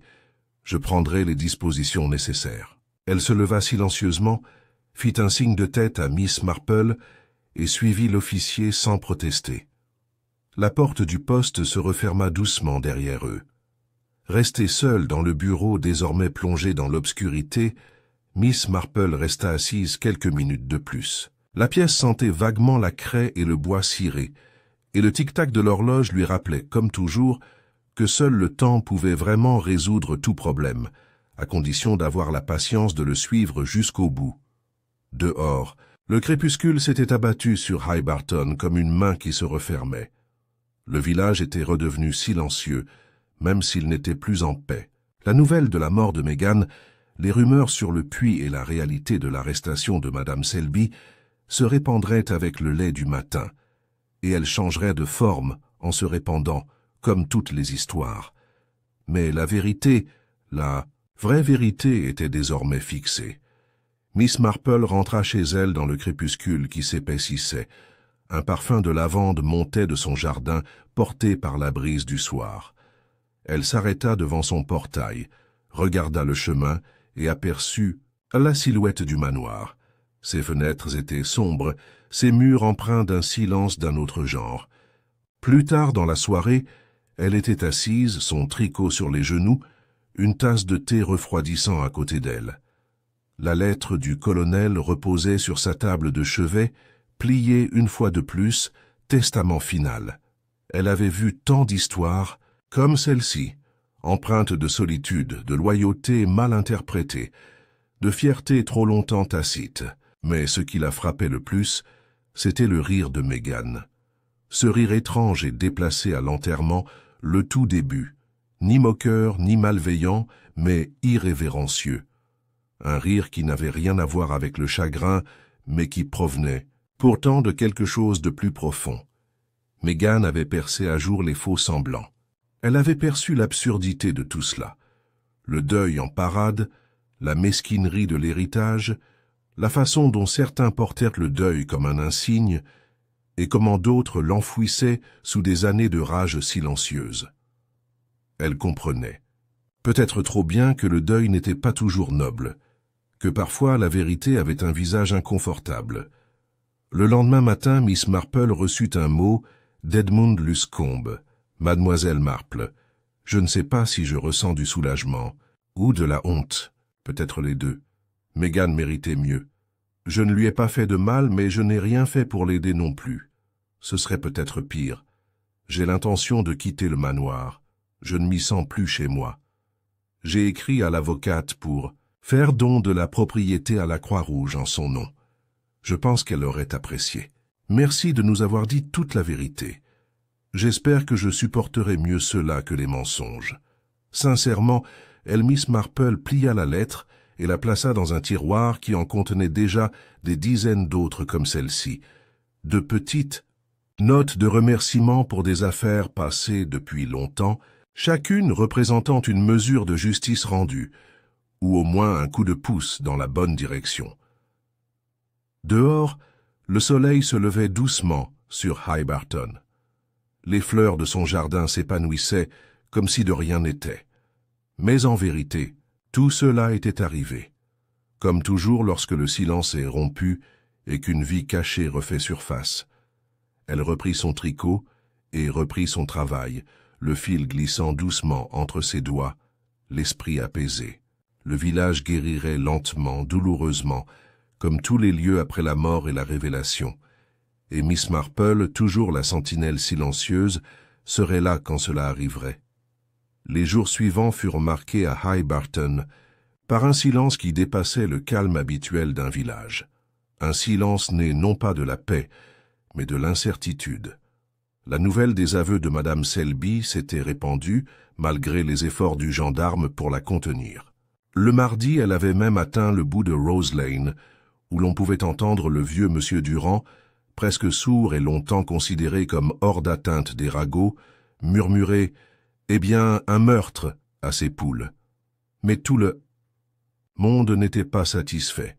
Miss Marple le savait. Le village était un être vivant et comme tout être vivant, il recherchait instinctivement l'équilibre. Ce qui restait instable, ce qui subsistait toujours, même après les tragédies, les plus évidentes, était le résidu du doute. Le doute persistait dans les recoins des conversations, dans les pauses entre les cuillerées de confiture et le tintement sec des tasses de thé. Elle l'avait remarqué pour la première fois chez Dora Fanshawe, qui l'avait arrêtée alors qu'elle se rendait chez l'épicier. « Jane, tu ne trouves pas étrange qu'elle n'ait laissé aucune trace? Si elle est tombée, n'aurait-il pas dû y avoir des marques ?» demanda doucement Dora, malgré l'absence de personne. « Je pense que le coroner a conclu que cela était compatible avec une chute, » a déclaré Miss Marple calmement. « Oui. Mais quand même, » insista Dora, « une chute pareille, dans un puits, et Madame Selby, elle a toujours été si sage. Tu crois vraiment qu'elle voulait faire du mal à quelqu'un ?» Miss Marple n'avait aucune raison de mentir. « Je crois que Madame Selby voulait effrayer la jeune fille, et cette peur, mêlée de regret et de profonde tristesse, peut avoir des conséquences inattendues. » Mais, tandis qu'elle prononçait ces mots, son esprit retournait les derniers fragments, car Dora n'avait pas entièrement tort. Certaines choses n'étaient pas parfaitement claires. L'explication de Madame Selby, bien que cohérente sur le plan émotionnel, laissait encore des trous qui commençaient à irriter l'instinct de Miss Marple, comme une maille ratée dans un beau tricot. Ce soir-là, elle reprit l'enveloppe du colonel. Elle la relut, cette fois à voix haute, et s'arrêta sur une phrase étrange. « Si quelque chose m'arrive, ce ne sera ni la maladie, ni le temps qui me tueront. » Pourquoi formuler cela ainsi? Pas simplement « si je meurs subitement », mais « comme s'il savait qu'il était déjà menacé, non pas par une culpabilité tenace, mais par une présence tangible et menaçante. Et puis il y a eu le journal, la mention par Meghan de l'homme qui avait dit « Ils ne vous croiront jamais ». Ils ne vous croiront jamais. Madame Selby n'avait fait aucune mention de cet homme. Elle ne l'avait pas vu. Elle n'était même pas au courant de sa visite. Apparemment, elle n'avait pas non plus brûlé la lettre que Meghan avait apportée au puits. Miss Marple était assise immobile sur sa chaise, une tasse de thé refroidissante à son coude. Il y avait 2 feuilles de papier, l'une dans le tiroir, cachée mais vierge, l'autre donnée à la gouvernante probablement détruite. Mais que se passerait-il si la seconde lettre, celle que Meghan avait destinée à quelqu'un, ne lui était jamais parvenue? Et si quelqu'un d'autre l'interceptait? Ce soir-là, Miss Marple écrivit un court mot et le transmit au jeune Peter Albright, qui le remit le lendemain matin à maître Harwood, l'avocat. Elle lui demanda simplement s'il pouvait venir prendre le thé. Rien d'urgent, juste une petite affaire qu'elle souhaitait éclaircir. Harwood est arrivé cet après-midi, ponctuel et sans problème. « J'admire vraiment vos rhododendrons », dit-il poliment tandis qu'elle l'introduisait dans son salon. « Pas facile à entretenir en terre argileuse. Je trouve, monsieur Harwood, que tout s'épanouit mieux lorsqu'on le laisse tranquille, » répondit-elle gentiment. « Contrairement aux secrets. » Il haussa un sourcil. « Des secrets. » Elle versa le thé et lui tendit une assiette contenant un de ces petits pains aux noix. « Vous avez été, je crois, l'une des dernières personnes à parler au colonel avant sa mort. »« Oui, je suppose. Nous avons signé le Nouveau Testament cette semaine-là. » Et il n'avait pas l'air effrayé, ni nerveux. « Déterminé, assurément, » dit Harwood. Ce n'était pas un homme, enclin au drame. Mais il a bien mentionné une opposition à l'héritage. Eh bien, il a sous-entendu qu'il y aurait du mécontentement. C'est normal d'ailleurs. Les gens n'aiment pas être déshérités. Pas du tout. Surtout quand ils s'attendent à des biens et à des revenus. J'imagine que vous avez entendu des protestations de la part de M. Edmund? Harwood hésita, une pause maîtrisée. Un peu, oui, naturellement. Et l'autre neveu, le major Luscombe? Moins. Lui et le colonel ne s'étaient pas parlé depuis des années. Miss Marple hocha la tête en sirotant son thé. « Je me demande, monsieur Harwood, vous n'avez jamais vu Meghan avant l'enterrement, n'est-ce pas ?» Il parut surpris. « Je ne l'ai pas fait. Mais vous avez réussi à obtenir sa documentation. » « Ouais, quand le colonel l'a apporté. Un acte de naissance, des lettres de correspondance. Ont-ils été livrés en personne? Non, envoyés par courrier. C'est étrange, dit Miss Marple. Elle était à Londres à ce moment-là, à quelques rues de votre bureau. Et pourtant elle n'est jamais apparue en personne? Harwood cligna des yeux. Je n'y avais pas pensé. Miss Marple se rassit.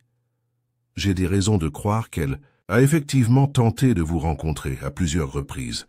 Chaque tentative a été repoussée. Harwood posa soigneusement sa tasse. Mademoiselle Marple, proposez-vous... Je ne suggère rien. J'envisage simplement des possibilités. Il serait très facile, n'est-ce pas, d'intercepter la correspondance de quelqu'un si, par exemple, on travaillait en étroite collaboration avec le colonel. On traitait des documents, on s'occupait des détails. L'expression d'Harwood changea légèrement. Une tension se forma autour de sa mâchoire. Si l'on souhaitait obtenir un avantage, poursuivit-elle, et que l'on avait accès aux 2 parties, le colonel et son héritier, il serait très simple de transmettre certaines lettres et d'en détruire d'autres, de façonner un récit, et même de persuader le colonel que les intentions de sa fille étaient plus stratégiques que sincères. « J'ai bien peur de ne pas vous suivre, » dit Harwood, la voix tendue. « Non, » répondit gentiment Miss Marple. « Voyez-vous, je crois que Meghan a écrit une lettre. Une lettre non pas à Madame Selby ou à Edmund, mais à l'avocat, vous. Elle comptait sur la justice pour la protéger. Mais cette lettre n'est jamais arrivée. Elle a été interceptée, peut-être même réécrite. Et si quelqu'un d'autre était arrivé au puits cette nuit-là, après Madame Selby? » Il ne répondit pas, mais sa tasse était désormais intacte. « Et peut-être, poursuivit-elle, le récit de Madame Selby. Bien, que sincère était-il incomplet? Meghan était déjà tombée à son arrivée. Ou peut-être était-elle déjà partie, et quelqu'un d'autre avait veillé à ce que son silence soit permanent. Les yeux d'Harwood se plissèrent. « Tu n'as aucune preuve. »« Non, pas encore, » répondit doucement Miss Marple. « Mais voyez-vous, monsieur Harwood, la lettre qui m'est parvenue, celle que le colonel a postée avant sa mort, était de sa main, scellée et jamais modifiée. Elle résume tout, non seulement ses aveux, mais aussi ses inquiétudes. Il craignait que quelqu'un n'agisse pour protéger ses intérêts. Quelqu'un qui aurait intérêt non pas à perdre la succession, mais à la récupérer. Et vous, monsieur Harwood, vous y êtes parvenu, n'est-ce pas?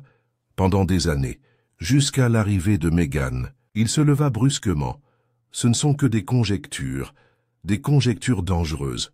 Oui, mais la vérité reste rarement cachée bien longtemps, surtout dans des endroits comme High Barton, où même les haies murmurent si on tend l'oreille.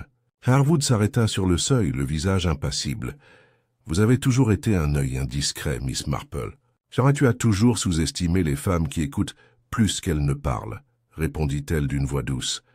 Il est parti lentement. Miss Marple resta assise, les mains jointes. Ce n'était pas une confrontation. Il s'agissait de pression, de resserrer l'étau, de laisser la culpabilité, si souvent plus forte que la raison, parler d'elle-même.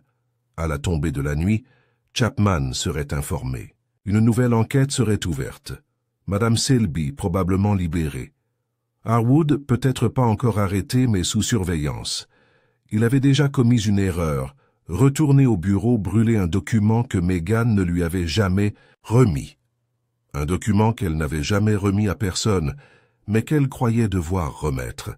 Et c'est ainsi, Miss Marple le savait, que la vérité finissait toujours par émerger. Dans les petites fissures silencieuses de ce qui n'était jamais dit, mais profondément, inévitablement ressenti. Ce soir-là, l'air de High Barton était calme et trop chaud pour le début du printemps, comme si le village retenait son souffle. Les haies exhalaient un doux parfum de lilas, et des chiens au loin aboyaient sans conviction. Miss Marple était assise à sa table de cuisine, son tricot intact à côté de sa tasse de thé froide depuis longtemps disparue. Elle attendait, mais pas passivement. Ses yeux étaient fixés sur la fenêtre, mais son esprit tournait comme une roue de moulin, constant et constant, broyant les derniers grains de vérité pour en faire de la clarté. Cela ne prendrait pas beaucoup plus de temps. Elle avait fait valoir son point final. Elle entendit frapper à 7h30 précises. Pas le coup hésitant d'un villageois, ni le claquement sec des bottes de l'agent Chapman. C'était un coup précis, contrôlé. Le coup de quelqu'un qui n'avait pas l'habitude de demander, mais qui avait l'habitude d'entrer. Quand elle ouvrit la porte, Edmond Luscombe se tenait là. Il était pâle. Ses traits étaient plus profondément tirés qu'ils ne l'avaient été, même lors des funérailles. De Meghan et son chapeau reposaient maladroitement dans ses mains. « J'espère que je ne suis pas indiscret, » a-t-il déclaré. « Pas du tout, » répondit Miss Marple. « Entrez, s'il vous plaît. » Il entra dans le salon comme dans une salle d'audience. Elle lui désigna la chaise en face d'elle et lui versa du thé de la théière qu'elle avait rafraîchi moins de 10 minutes plus tôt. « Je viens de recevoir la visite de M. Harwood, » a-t-il déclaré sans préambule. Miss Marple hocha la tête, même si elle ne s'attendait pas à ce qu'il vienne si tôt. « Et qu'a-t-il dit? Que vous l'accusez de quoi? De destruction de preuves? De falsification des biens de mon oncle? Il a même insinué que vous le soupçonniez d'avoir tué Meghan. Je ne l'ai accusé de rien, » dit doucement Miss Marple. « J'ai simplement posé des questions qui ne semblent pas avoir été posées auparavant, mais je suppose que vous ne les avez pas ignorées. » Edmond se pencha en avant, les doigts agrippés à la tasse délicate. « Parce que je me le suis demandé, Miss Marple, depuis le début. Le testament, oui, il m'a choqué. Il a blessé mon orgueil. Mais je n'ai jamais vraiment détesté Meghan. Elle me troublait, oui, mais elle était gentille, étrangement gentille, même quand j'étais froid avec elle. Elle n'avait aucune raison d'être cruelle, » dit doucement Miss Marple. Elle avait ce dont elle avait besoin, la reconnaissance de son père. Ce qui lui manquait, peut-être, c'était la protection. « Je crois qu'elle me faisait confiance, » poursuivit Edmond. « Ou du moins, elle le voulait. Elle a laissé un mot dans le tiroir de ma chambre à l'auberge. Je l'ai retrouvé ce matin. Il était tombé derrière le revêtement du tiroir, juste un bout de papier arraché de son journal. Il disait « S'il arrive quoi que ce soit, demande à Harwood ce qu'il a dit au colonel à mon sujet. » Les yeux de Miss Marple se plissèrent légèrement. « Vraiment ?» J'ai essayé. Harwood a tout nié, bien sûr. Il a dit que tout, cela était le souhait de mon oncle, et qu'il ne lui avait jamais rien conseillé. Mais je me souviens maintenant. Il y a eu une période où mon oncle est devenu distant, anxieux. Il parlait d'être testé. J'ai supposé que c'était lié à sa santé. Mais maintenant, je pense que c'était plus grave. Miss Marple ne dit rien. Elle attendit. Je pense qu'Harwood a semé le doute dans son esprit, poursuivit Edmund. Il aurait pu déformer les lettres de Meghan, insinuer qu'elle ne cherchait que l'argent, qu'elle pourrait formuler des exigences, souiller le nom de famille, et ensuite proposer une solution. Rédiger le testament maintenant, le signer rapidement et n'en parler à personne. Ce serait facile. Le colonel lui faisait entièrement confiance. La confiance, a déclaré Miss Marple, est souvent le déguisement le plus efficace. Edmund se rassit, le visage crispé. Mais pourquoi la tuer? Il avait déjà perdu le domaine. Le ton de Miss Marple était toujours calme, parce que Meghan avait commencé à le percer à jour. Elle était observatrice, elle aussi. Peut-être avait-elle remarqué les lacunes dans ce que Harwood prétendait que le colonel lui avait dit. Peut-être avait-elle commencé à lui poser des questions directement. Elle avait noté dans son journal qu'elle avait confié quelque chose à une personne de confiance. Je crois qu'elle avait l'intention de remettre une deuxième lettre à quelqu'un d'extérieur à Harwood, peut-être à vous. Il la fixa du regard. « Tu pensais qu'elle allait me le dire ?»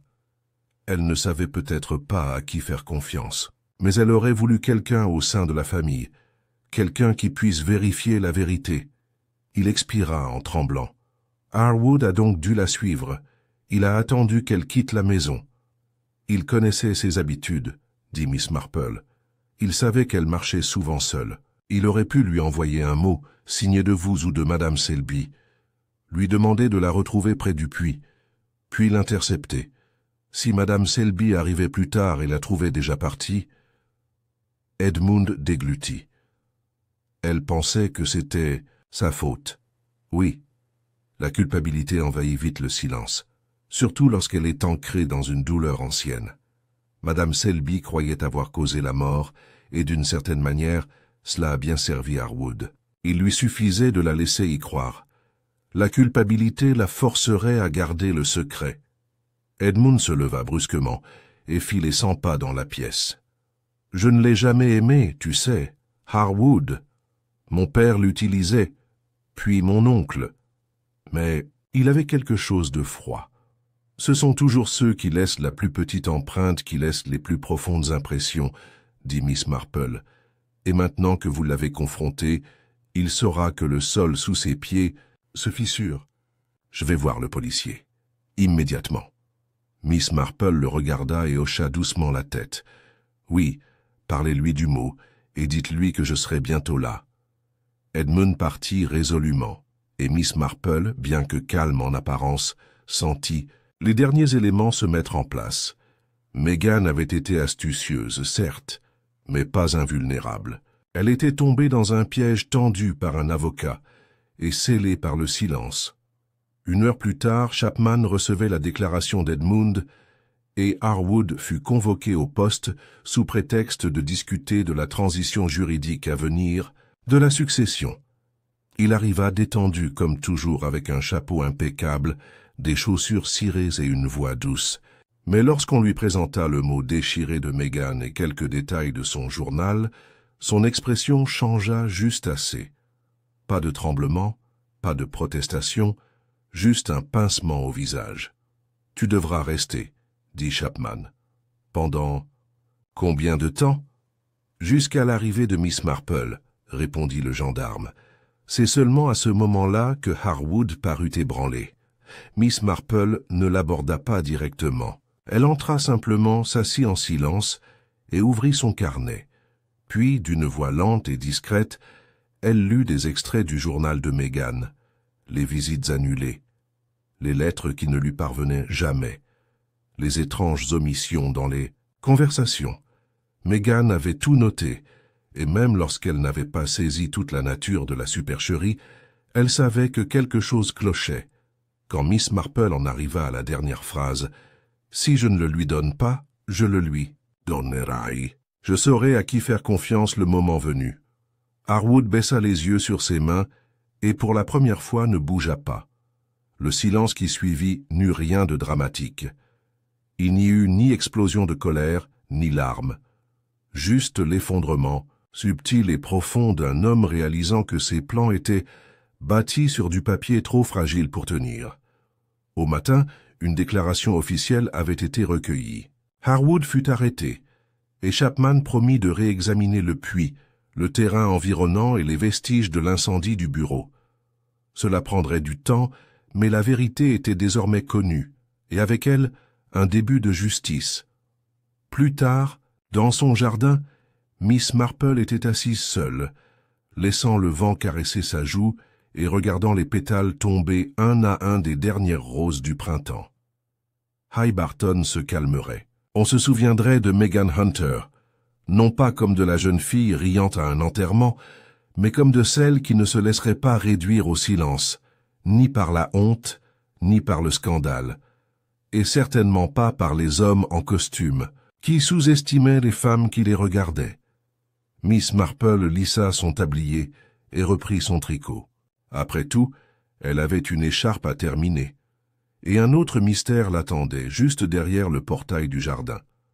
L'enquête se déroula discrètement à la mairie une semaine plus tard, en présence d'un public modeste. L'agent Chapman, dans son uniforme fraîchement repassé, Edmund Luscombe assis au fond, l'air sombre et posé, et quelques villageois qui avaient connu le colonel et n'étaient pas encore lassés des spéculations. Les conclusions officielles furent présentées en termes juridiques précis. Décès accidentel résultant d'une dissimulation délibérée, avec des preuves d'ingérence dans les derniers jours de la victime. Harwood, accusé d'entrave à la justice et soupçonné d'implication dans la mort de Meghan Hunter, était resté silencieux après son arrestation. À mesure que l'enquête progressait, la chronologie devenait plus claire. Faux courriers, appels interceptés et manipulation des derniers faits et gestes de Meghan, le tout avec l'attitude calme et calculée d'un homme qui avait longtemps dissimulé ses ambitions derrière un registre d'avocats et un sourire narquois. Miss Marple n'assista pas à l'enquête. Elle n'en avait aucune raison. La vérité avait déjà été dite dans ses grandes lignes, et les détails, bien que nécessaires au public, ne constituaient pas la base de la résolution. Elle passa la matinée dans son jardin, à soigner les massifs de lilas qui s'inclinaient sous le soleil du début de l'été. Le travail silencieux de la taille était une source de satisfaction. Savoir quelles fleurs laisser tomber et lesquelles refleuriraient. Mais cet après-midi-là, elle reçut un visiteur. Edmund Luscombe se tenait à sa porte, n'étant plus l'homme rigide qu'il avait été, mais avec quelque chose de plus doux dans ses manières. « J'ai apporté quelque chose », dit-il en brandissant un modeste paquet emballé dans du papier brun. Elle l'invita dans le salon où le thé était déjà servi. Il déposa le paquet sur son buffet, mais ne l'ouvrit pas. « Cela vient de la chambre de Meghan, » dit-il. « Qu'un objet que l'agent m'a rendu après l'évacuation de la maison. Son journal. Il lui appartenait, mais je pense qu'elle aurait voulu que vous le gardiez. » Miss Marple l'accepta sans cérémonie, le regard chaleureux mais calme. « J'en prendrai grand soin. » Il resta assis tranquillement un moment, sirotant son thé, puis dit « Je n'aurais jamais imaginé à quel point le silence pouvait faire de mal. Je pensais être digne, réservé. Mais j'ai laissé une fille mourir sans élever la voix. Vous n'étiez pas seul dans ce cas, dit Miss Marple. Harwood a profité du silence de nombreuses personnes pour masquer ses actes. Le vôtre, celui du colonel, même celui de la pauvre Madame Selby. Il comptait sur la discrétion comme bouclier. Edmund hocha lentement la tête. « Mais tu l'as vu ? J'ai remarqué ce que les autres n'avaient pas remarqué, dit-elle. Les rires à l'enterrement, l'absence de bleu, les lettres mal placées. La nature humaine est rarement ordonnée, mais elle est merveilleusement prévisible. Il parvint à esquisser un léger sourire. J'aimerais me racheter. La Croix-Rouge reçoit les bénéfices de la succession, et j'ai créé une bourse au nom de Megan pour les jeunes femmes qui étudiaient le droit. Elle aurait fait une brillante avocate. Tu ne trouves pas? Ou un juge encore meilleur, dit Miss Marple en souriant doucement. Ils se séparèrent après une poignée de main et un au revoir discret, et Miss Marple retourna à son thé, le paquet non ouvert posé sur la table. Elle n'eut pas besoin de relire le journal. Elle se souvenait déjà de ce qu'il contenait. La voix de Megan, si claire, si curieuse et si courageuse, même face au doute et à la peur. Ce qui avait commencé comme un rire malvenu s'était transformé en portrait d'une jeune femme déterminée, pour aboutir à un silence qu'elle n'avait pas voulu commettre. Mais ce silence était désormais rompu. Ce soir-là, alors que la cloche du village sonnait 8 heures, Miss Marple était assise près de sa fenêtre ouverte, la brise caressant le rideau de dentelle, son tricot sur ses genoux. Elle écoutait, non pas des secrets, mais les doux sons familiers d'un village qui retrouvait son âme. Un loquet de portail, une sonnette de vélo. Les rires des enfants s'estompèrent le long du chemin. Point n'était besoin de fanfare, ni de déclaration. Justice avait été rendue, non pas avec éclat, mais dans les moindres détails. Et c'était, aux yeux de Miss Marple, la seule justice qui comptait. High Barton dormirait paisiblement ce soir. Et la fille qui a ri à l'enterrement ne serait jamais oubliée.